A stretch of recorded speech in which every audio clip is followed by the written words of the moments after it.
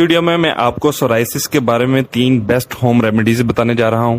اگر آپ کو سورائسس ہے تو آپ یہ ویڈیو اینڈ تک لازمی دیکھیں۔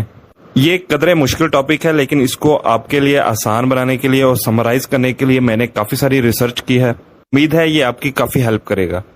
لفظ سورائسس یونانی زبان کے 2 لفظوں سے مل کر بنا ہے، سورا جس کا مطلب ہے اچی اور آئسس جس کا مطلب ہے کنڈیشن، یعنی کہ اچی کنڈیشن۔ سوریاسس ایک آٹو امیون کنڈیشن ہے، جس سے مراد یہ ہے کہ یہ ایسی بیماری ہے جس میں ہمارے جسم کا دفاعی نظام اپنی ہی باڈی کے اگینسٹ کام کرنے لگتا ہے۔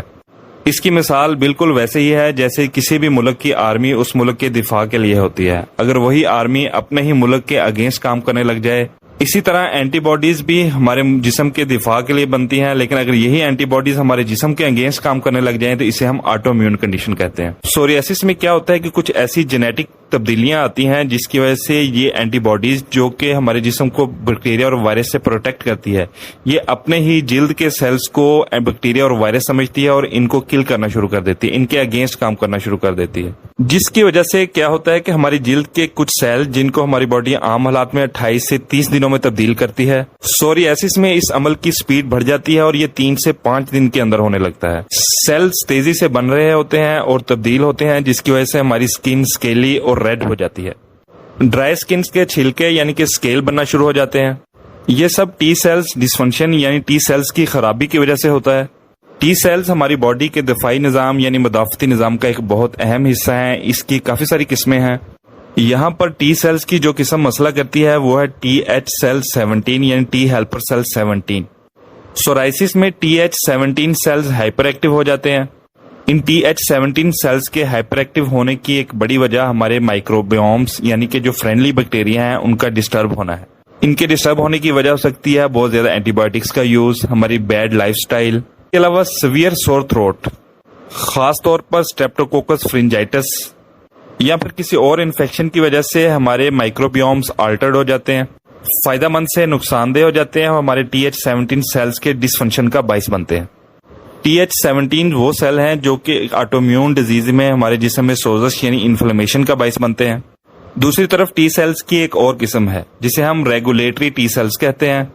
یہ سیلز آٹو امیون ڈیزیز کو کنٹرول کرنے میں ہیلپ کرتے ہیں، انفلیمیشن کو روکتے ہیں۔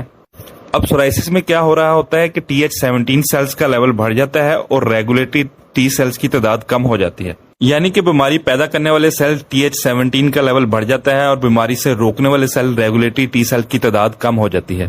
اب دیکھیں میں پیچھے آپ کو ایکسپلین کر چکا ہوں کہ اس آٹو امیون ڈیزیز میں ہمارا دفاعی نظام ہی ہمارے خلاف ہو گیا ہے، جیسا کہ کسی ملک کی فوج اس کے اپنے ملک کے ہی خلاف ہو جائے۔ اب اس فوج کو تو ہم ختم نہیں کر سکتے کیونکہ وہ ملک کے دفاع کے لیے بہت ضروری ہے۔ اسی طرح اس دفاعی نظام جو کہ ہماری ہی باڈی کے اگینسٹ ہو گیا ہے، ہم اس کو ختم نہیں کریں گے کیونکہ مختلف انفیکشن سے فائٹ کرنے کے لیے ہمیں اس کی بہت ضرورت ہوتی ہے۔ لہٰذا اس کے کنونشنل ٹریٹمنٹ میں ہم ایسی میڈیسنز یوز کر رہے ہوتے ہیں کہ جو کہ اس دفاعی نظام اس امیون سسٹم کو سپریس کر دیتا ہے، جیسا کہ کورٹیکوسٹیرائڈ جو کہ امیون سسٹم کو سپریس کرتے ہیں، خاص طور پر پریڈنیسلون یوز کر رہے ہوتے ہیں۔ امید ہے آپ سوریاسس اور اس کے پیچھے جو میکانزم ہے اس کو اچھے سے سمجھ گئے ہوں گے۔ اب ہم بات کریں گے کہ ہم ہوم ریمیڈیز سے اس کو کیسے صحیح کر سکتے ہیں۔ نمبر 1 جو ہوم ریمیڈی ہے وہ ہے وائٹامن ڈی۔ سورائسس میں ہمارے جسم میں وائٹامن ڈی کا لیول بہت ڈاؤن ہوتا ہے۔ ریسرچ یہ بات شو کرتی ہے کہ وائٹامن ڈی بالکل پریڈنیسلون کی طرح کام کرتا ہے، جس کو ہم سوریاسس کے ٹریٹمنٹ میں یوز کر رہے ہوتے ہیں، یعنی کہ یہ ایک طرح کا نیچرل پریڈنیسلون ہے جو کہ امیونٹی کو یعنی ہمارے دفاعی نظام کو سپریس کرتا ہے اور اس کا کوئی سائیڈ افیکٹ بھی نہیں ہے۔ ایک اور بڑی انٹرسٹنگ بات یہ ہے کہ سورائسس جو ہے وہ